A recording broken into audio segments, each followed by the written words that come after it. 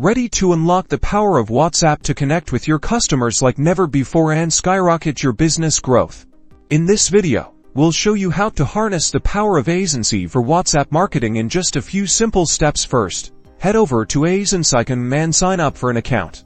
You can find a link in the description below. Once logged in, navigate to the Contacts section to import your customer list. You can upload a CSV file or integrate directly with your CRM. Be sure to get consent before messaging. Next, create message templates. In the template section, this is where you'll craft personalized and engaging messages.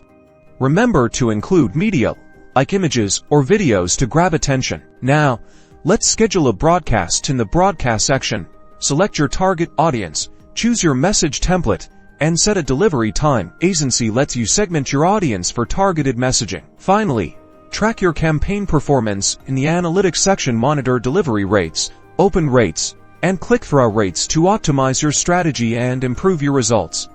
That's it.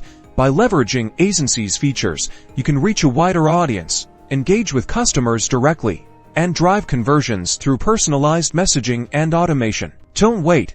Start your free trial with Aisensy today and unleash the power of WhatsApp marketing. Like this video and subscribe for more tutorials.